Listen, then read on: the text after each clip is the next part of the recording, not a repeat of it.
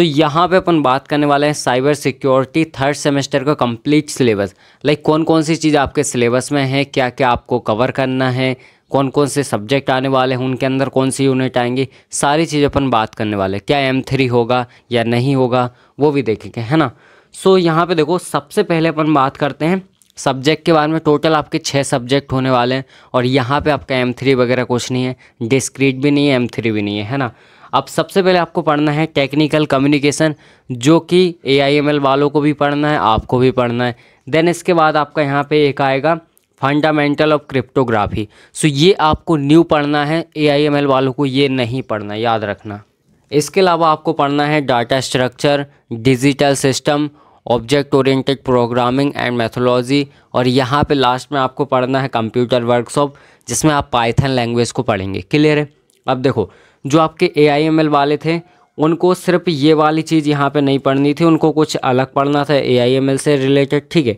और यहाँ पे आपको ये चीज़ नहीं पढ़नी, बाकी सारी चीज़ें यहाँ सारी चीज़ें सेम होने वाली आपकी और AIML वालों की। और इसके बाद मैं बता दूँ तो जो CSE वाले हैं, तो CSE वालों की बेसिकली ये data structure, digital system, object oriented programming and methodology, ये 3 सब्जेक्ट उनके भी कॉमन है।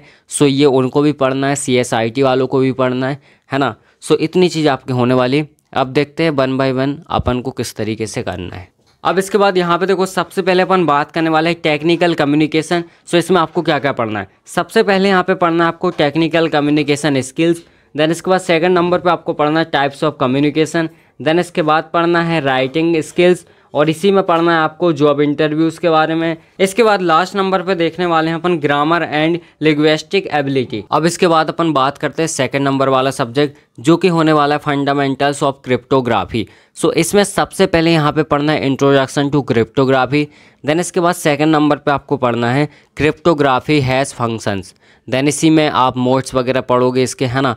सो बेसिकली मैं बता दूं क्रिप्टोग्राफी क्या होता है। सो देखो, जो आपका डाटा वगैरह होता है ना, उसको इस तरीके से लिखा जाता है ताकि आप ही उसमें एक्सेस कर पाओ, कोई और उसमें एक्सेस ना कर पाए। उसकी सिक्योरिटी को बहुत ज़्यादा इंक्रीज़ किया जाता है ना। सो यही होता है क्रिप्टोग्राफी, कुल मिला के आपके डाटा को सिक्योर करना, है ना, ताकि कोई अदर पर्सन उसमें एक्सेस ना कर पाए विदाउट योर परमिशन।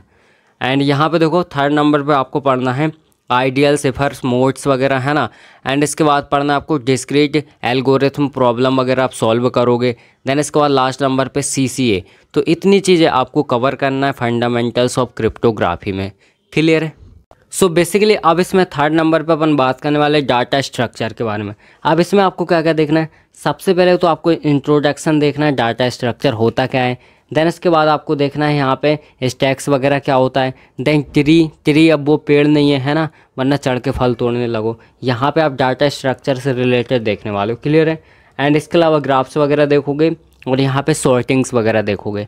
सो इतनी चीज़ आपको कवर करनी है ना। अब एक ही बार में इसमें जंप मत लगाना, धीरे धीरे करके सब समझ में आ जाएगा क्या होता है, कैसे होता है। अब यहाँ पे देखो, फोर्थ नंबर पे अपन बात करने वाले हैं डिजिटल सिस्टम्स के बारे में। सो इसमें आपको क्या क्या पढ़ना है। सबसे पहली यूनिट में आप बात करोगे नंबर सिस्टम के बारे में। एंड इसके अलावा सेकंड में होने वाला आपका कॉम्बिनेशनल लॉजिक, है ना, लॉजिक से रिलेटेड आप बात करने वाले हो यहाँ पे 2-3 यूनिट में।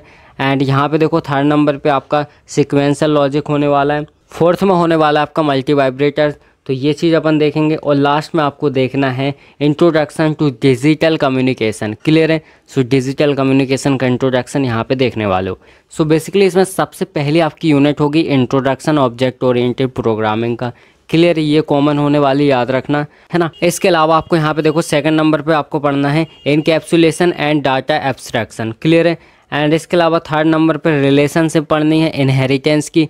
इसके अलावा होने वाला है पॉलीमॉर्फिज्म, तो ये भी आपको यहाँ पे देखना है, पूरी यूनिट है, याद रखना, वहाँ तो केवल क्वेश्चन था एक। इसके अलावा फिफ्थ नंबर पे देखने वाले हैं स्ट्रिंग्स एक्सेप्शनल हैंडलिंग। क्लियर है। सो इतनी चीज़ें आपको कुल मिला के कवर करना है। फिर लास्ट में आप पढ़ने वाले हो कंप्यूटर वर्कशॉप, और इसी में अपन या फिर इसको बोल सकते हैं यहाँ पे इंट्रोडक्शन टू यहाँ पे पाइथन, है ना। सो इतनी चीज़ आप कवर करोगे। अब बेसिकली इसमें आपको सबसे पहले पढ़ना है इंट्रोडक्शन टू पाइथन।